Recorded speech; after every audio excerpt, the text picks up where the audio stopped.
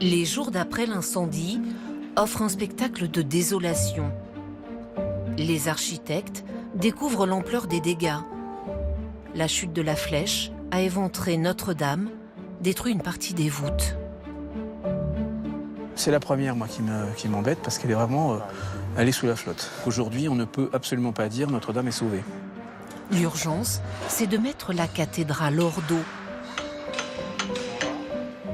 de consolider les fondations avec des cintres en bois. Je pense que c'est le plus joli des bureaux que j'ai jamais eu, moi. C'est exceptionnel. Sur les voûtes, on positionne des pansements de plâtre afin que les pierres imbibées d'eau ne s'écroulent. On est en train de préparer la pilasse et le plâtre. Ça tient en fait les anciennes pierres pour que ça ne continue pas de tomber. La sécurisation de l'édifice va durer près de 2 ans. Dans le même temps, un échafaudage gigantesque se monte à l'intérieur de la cathédrale, du sol au plafond, des dizaines de milliers de tubes d'acier. En gros, entre l'intérieur et l'extérieur, de 1700 à 1800 tonnes qui sont en place. Grâce à cette ossature de fer, les murs recouverts de poussière de plomb vont être décontaminés. Les vitraux sont déposés. La quasi-totalité des 8000 tuyaux de l'orgue est démontée, puis nettoyée. La restauration de Notre-Dame peut enfin commencer. Partout en France, les artisans se mobilisent. À Hautefort en Dordogne, la forge chauffe. Les balustrades de la cathédrale, les garde-corps, sont redressés, un à un. Il n'y a aucune machine qui rentre en vigueur dedans. Il n'y a pas de découpage laser, découpage à l'eau ou quoi que ce soit. Dans les carrières de l'Oise, de gigantesques blocs de calcaire sont découpés. C'est une pierre dure donc, qui résiste au gel, aux intempéries. Donc, elle a été sélectionnée pour Notre-Dame pour aller sur toutes les parties extérieures ou exposées. Des pierres avec des fossiles de coquillages formés il y a 45 millions d'années, quand la mer recouvrait le bassin parisien. Dans le Maine-et-Loire, les poutres qui façonneront la charpente sont taillées, comme au Moyen-Âge, à la hache. À Troyes dans l'Aube, armés d'un simple coton-tige, les maîtres verriers redonnent des couleurs à des centaines de mètres carrés de vitraux.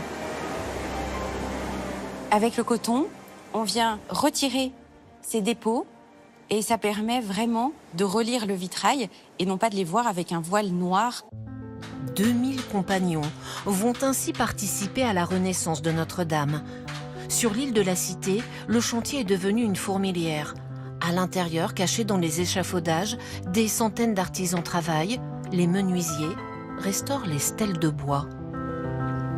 Les sculptures sont dépouillées, sont très naturelles. Il y a des mouvements incroyables. Des expressions de visage, tout ça. La muraille de pierre sculptée, représentant les scènes de la vie du Christ, retrouve peu à peu ses couleurs. Les murs des chapelles, noirs de suie, se métamorphosent. Les motifs créés par l'architecte Viollet-le-Duc réapparaissent. Les teintes s'illuminent. Dans chaque chapelle, je pense qu'on a une palette extrêmement riche. Au moins une vingtaine de couleurs par chapelle, je pense. Il associe des couleurs qui, on imagine, ne fonctionneraient pas du tout entre elles, et avec lui, ça marche toujours. Les gargouilles, cassées, fissurées, ont aussi subi les assauts du feu, du temps. Parfois, elles en ont perdu la tête. Une vingtaine de sculpteurs leur ont redonné vie. Les chimères trop fragilisées ont été entièrement reproduites. Donc là, je viens donner des petits coups de gradine d'emplâtre pour animer un petit peu le modelé. Le pélican, l'alchimiste et les autres animaux fantastiques ont regagné leur place. Gardien de la cathédrale, il la protège des colères du ciel. En 5 ans, la charpente est redevenue semblable à celle construite par les premiers bâtisseurs il y a 800 ans. Puis, ces dernières semaines, elle a été recouverte de 200 tonnes de plomb.